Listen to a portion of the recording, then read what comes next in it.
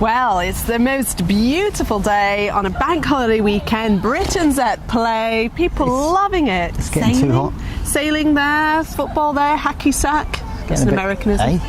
People on bikes. Beautiful. It's getting a bit hot, and well, my app says it's going to rain shortly. So I was so confused Rain for the rest of the afternoon. Right, so confused this morning at home because I checked my app before we met up, and then it was like dry except for a couple of hours where we might have a shower. So it was like a rain and sun symbol. So that's shower, so that sort of suggests it'll be dry and wet.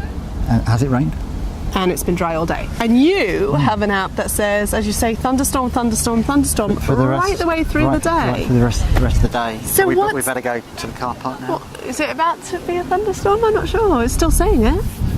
Just over that hill. So the problem then is, which is right? And well, I know which one has turned out to be right, but what do I do in the morning? How do I decide what to do? Decisions. And you must have encountered this dilemma in your daily lives about making decisions based on your app. Yep. And we're just going to have a little chat really about some of the reasons why your app can sometimes be confusing and misleading, maybe, despite the fact that there's an awful lot of brilliant science that goes into weather apps. Now one of the reasons that apps can be different is that they rely on different computer models. One provider will rely on that computer model, another one will provide on a different one. So the physics is different. Okay. Another reason, Sarah, are you concentrating or are you writing a text? Well, I'm still looking at the app symbols for the night. I mean, it's about to go, so I'm a bit concerned. So you're looking at little snoring in the hollow, right? Well, I am, yeah. So another reason why the app forecast might be a little bit wrong is that your app might be telling you what the weather's going to be exactly where you live, but actually the computer models are looking at somewhere just down the road. That happens, just a couple of miles down the road, and as we all know, in showery situations, it doesn't really pick it up. And like at my shower village, is tiny, and just down the road it can be dry. Well, in my village, people will often say to me, "It's a washout tomorrow." Yeah. And I know it's not really looking at our village. Plus, we're higher and not lower. So all the humps and bumps in the countryside, and the fact the computer model doesn't know where all those humps and bumps are. That's one reason why the app can be wrong. Another one, though, is the fact that we've got to convert all that sort of complicated science and the fact that meteorology is not precise, it's not an exact science, into one symbol. Now, one symbol is very handy, but the fact is, the science isn't really there to give you one symbol for the day. Imagine a typical day, Sarah. Okay, well, typical day for me in this country. So something like today, I've got 2 children. They wanted to come sailing. I know we're not going to go out sailing in thunderstorms.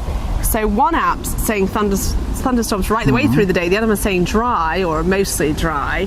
Which one do I go with? Am I more sort of glass half empty like some, or like glass me. half full like me when I went for it? And let's face it, a typical day in this country can involve, a bit of sunshine, cloud, then some fog. 4 seasons in one day. Fog comes in, and then maybe it snows, and then there's a thunderstorm. How can you convert all that into one symbol? So you're saying they're not reliable at all? No, sometimes they're very reliable. In other situations they're not, and the trick is knowing when they're reliable and when they're not. So we've made this point before, actually, that sometimes people say to us, how reliable is an app?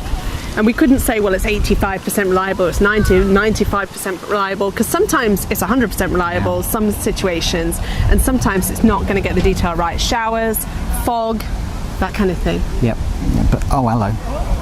It says it's going to thunder in any second now, really? Now. We better go.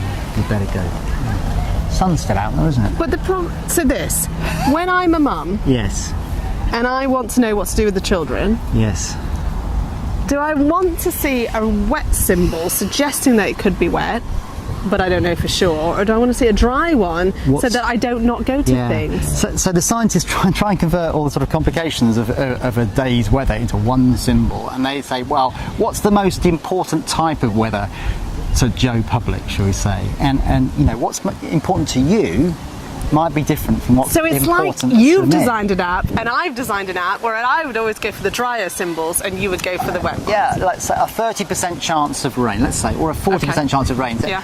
So it's more likely to be dry. What symbol would you put on for the day?